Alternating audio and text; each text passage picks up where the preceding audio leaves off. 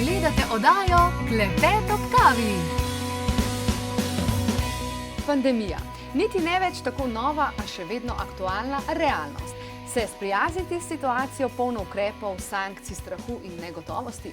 Moja današnja gostja, intuitivna bioterapevtka s posebnimi sposobnostmi in zaznavami, Suzana Ferš, priporoča, da razmišljajmo s svojo glavo, se poslušajmo ter hkrati upoštevamo predlagane ukrepe in sprejmimo trenutno situacijo. A to pomeni, da se vdamo v usodo in čakamo na lepše čase, Suzana? Živjo. Lep pozdrav. Ne, nikoli se ne vdejmo v usodo, a ne. Vedno, kot si lepo povedala, res razmišljajmo s svojo glavo, poslušajmo se tukaj noter, kaj pravzaprav čutimo. Ne brez glavo letamo sem ter tja, pa v trgovini, ko pridemo na blagajno, pa se rinemo v drugega noter, ampak lepo po vrsti, počas. In ko bomo delali počas, umirjeno, bomo tudi razmišljali prav in upoštevali situacijo pač tako, kot bi jo morali že pred korono, ne zdaj. To je zdaj samo prišlo tisto, kar pravzaprav nas sili k temu, da res upočasnimo. Torej, da se umirimo, ne? Umirimo, pogledamo okrog sebe in res pač normalno živimo. Okay. Dihati moramo veliko tudi predvidevam, ne? Zdaj veliko jasnovidcev, astrologov pravzaprav govori, da je čas, ki je pred nami in čas, v katerem smo, pravzaprav za človeštvo ena res velika preizkušnja. Se strinjaš s tem? Seveda je preizkušnja in za vsakega posebej, odvisno na kateri stopni trenutno smo.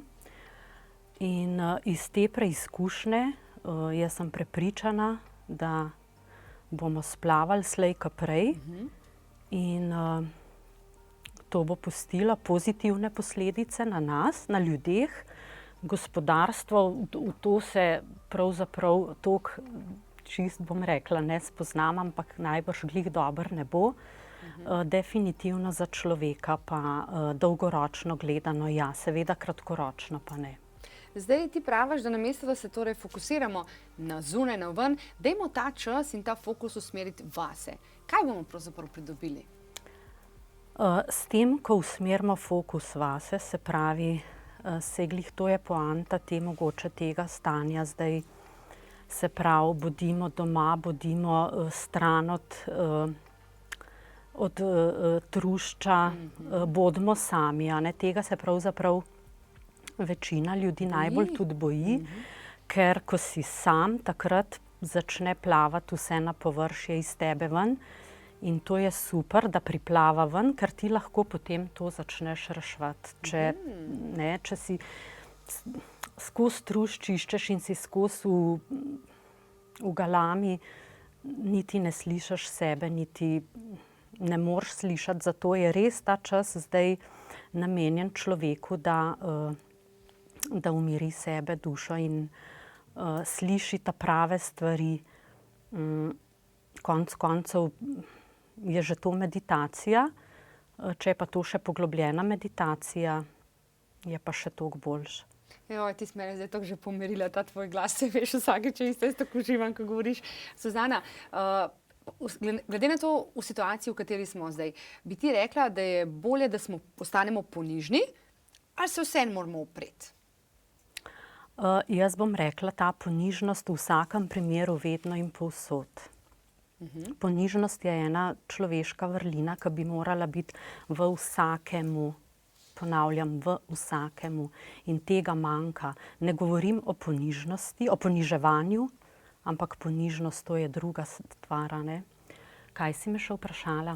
Torej, ali se na eni strani je bolje, da točno tako, da smo ponižni, ali da se upremo? Zdaj, ker verjamem, da nobenemu ni vseeno, ne? Ja, upiranje v nobenem primeru ni dobro pri nobeni stvari, ker upor dobimo nazaj, se pravi, kot bumerang se nam vrne nazaj in upirati pravzaprav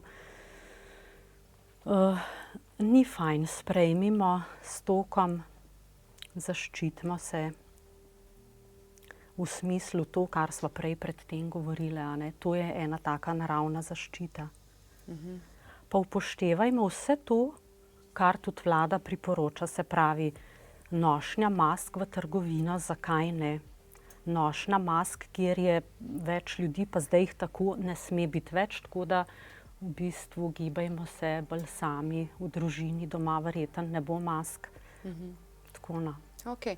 Zdaj čakajo nas velike spremembe, pa se ti zdi, na kakšen način bodo te spremembe spreminjale ali pa spremenile človeštvo? Ga bodo? Dolgoročno zagotovo. Trenutno je hudo, ker je to novo stanje, ker ga nihče ne pozna. Vendar s tem umirjanjem, z meditacijami, se pravi s tem umirjanjem poglobitev vase, bomo to res lažje šli čez to. Torej predlagaš, da se nekako pripravimo z meditacijami in s tem v bistvu poglobljenim uvidom samega sebe. Tako, in iščemo v sebi pač še neodkrite stvari, ki jih bo mogoče marsikdo zdaj odkril v tem času. Pravzaprav takrat, ko je kriza, takrat se rojevajo stvari v človeku, ne takrat, ko imamo vsega polno. Kljub temu, da je kaos, ne? Ja, tako. Okay. Zdaj ti v novembru seveda pripravljaš nekaj čudovitega. Kaj točno? Ja, v novembru pripravljam delavnico 2-3-dnevno, kjer bi seveda, zdaj upam, da to bo izvedljivo, ker zdaj zaenkrat je to prepovedano, se pravi, tako da predvidevam delavnico 3-dnevno, kjer bi seveda večji del bil namenjen, ali pa vse 3 dni namenjen tudi meditaciji in pa svoje znanje bi predajala, se pravi, osebam, ki to želijo pravzaprav. Učili bi se pa res vse od A do Ž, vse, kar znam, bi povedala naprej. In tudi po končani delavnici bi, se pravi, ljudi preizkusila in jim podelila tudi kakšno potrdilo o udeležbi. Je to v bistvu na nek način delavnica, ki se jo lahko udeleži vsak, ali mora imeti kakšno predznanje? Pravzaprav vsak, ki si to želi, ko zazna nekaj v sebi, da bi poskusil to, da bi poskusil meditirati, da bi se nekaj naučil v smislu tem, kar jaz počnem. Tako. Se pravi, vidiš človeka, se ti nekaj poraja v tebi in tak človek, se mi zdi, je lahko primeren za to. Zdaj ti tudi seveda izvajaš terapije. Kaj bi rekla, kaj se najbolj v človeku spremeni po tvojih terapijah?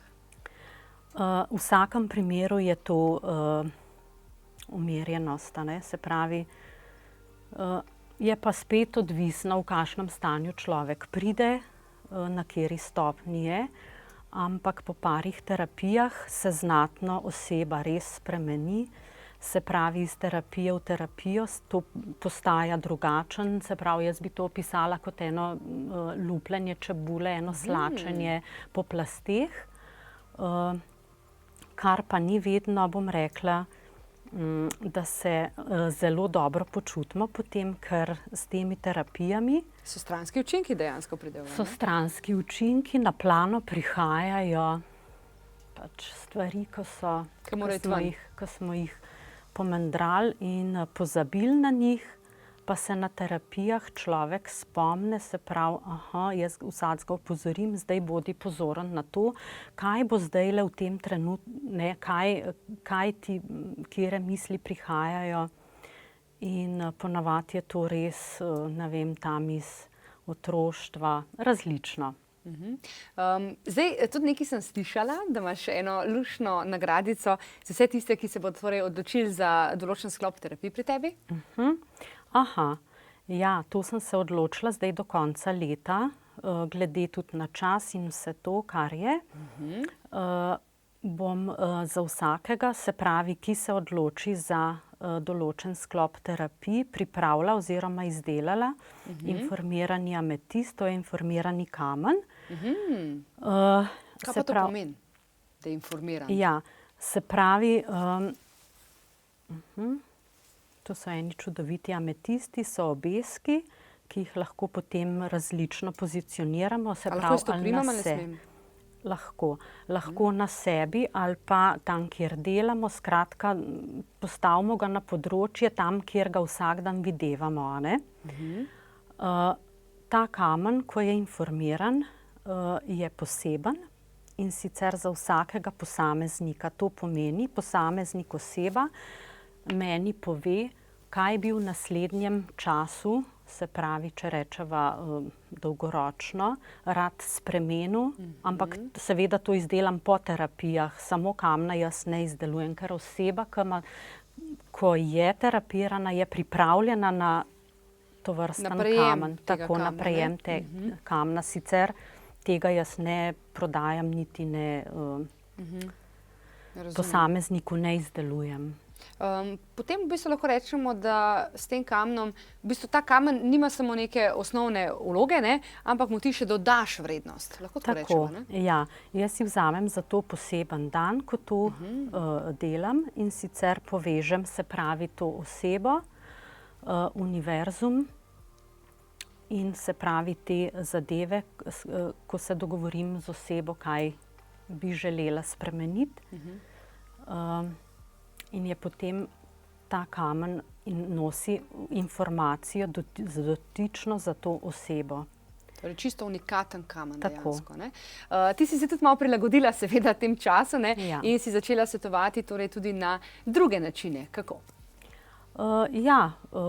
Delo poteka tudi nadaljavo. To sem sicer že prej delala, sicer rajši vidim, če oseba pride do mene, ker je vse lažje, ker vidiš še druge stvari takoj in tako naprej, ampak ne glede na to, delo nadaljavo je tudi lahko zelo čudovito, pravzaprav poteka enako, kot če je oseba pri meni. Tako.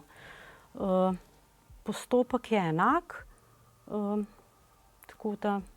Vabljeni v glavnem. Vabljeni, ja. Danes nisi prišla sama, ne? Prinesla si še tole sliko. Kaj pravzaprav ti ta slika predstavlja?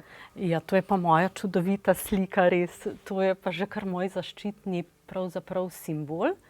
Ta slika predstavlja vilo, ki trdno stoji na zemlji. To sliko sem pred leti, da ne bom rekla pred parimi leti, ne vem, je to 10 ali koliko let nazaj, ugledala pri eni moji žlahtnici, dela čudovite slike, vendar ta je nekje izstopala ven iz te stene. Te poklicala, ne?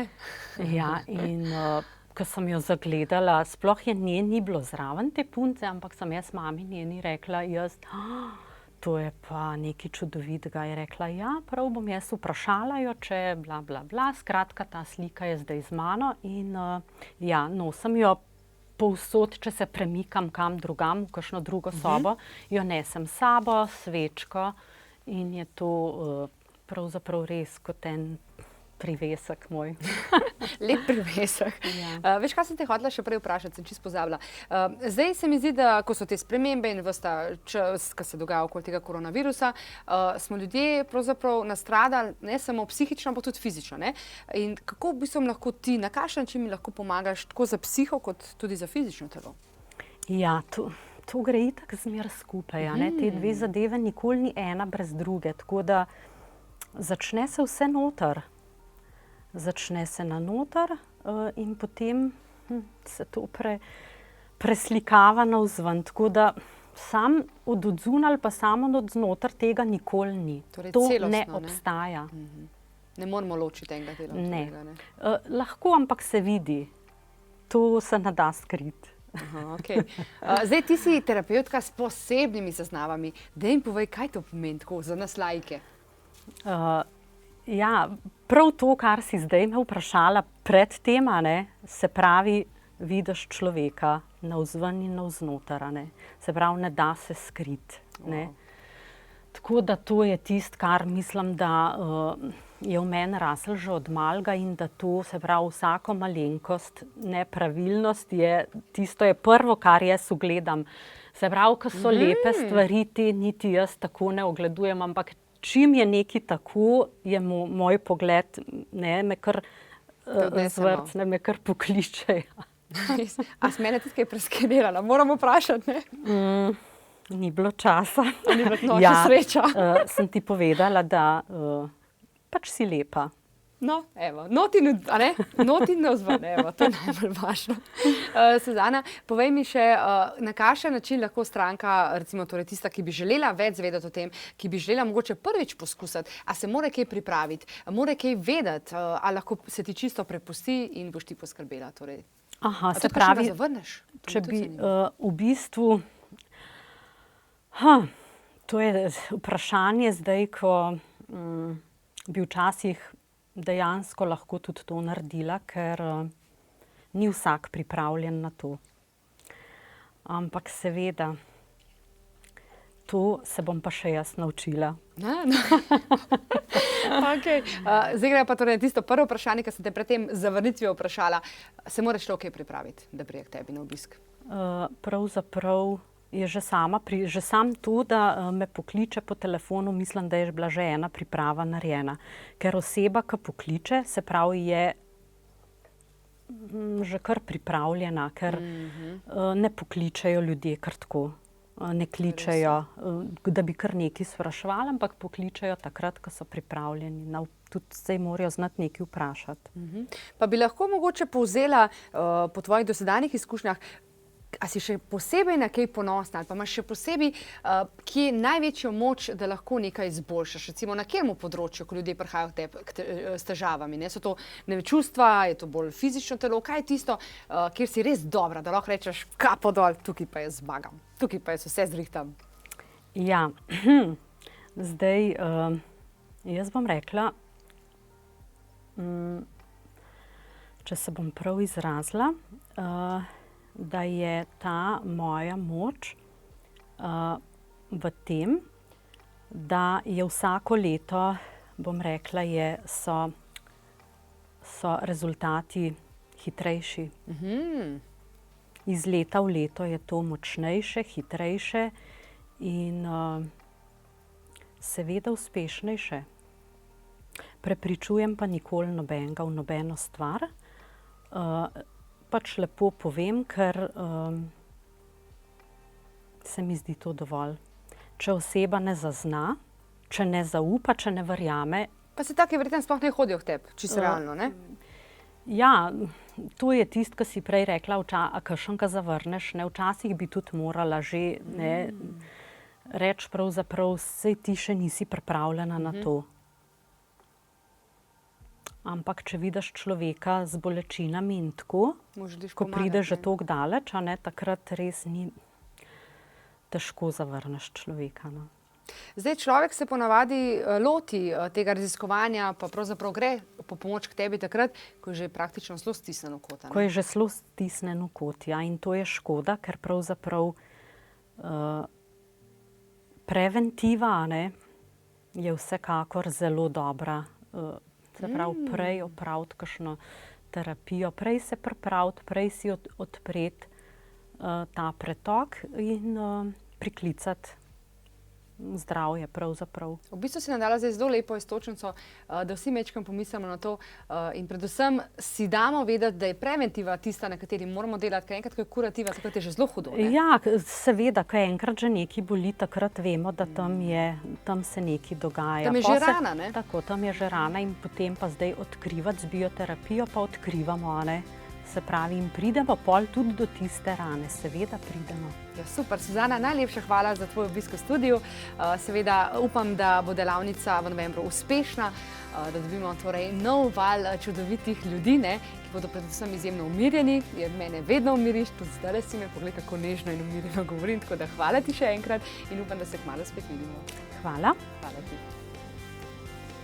Mene prav.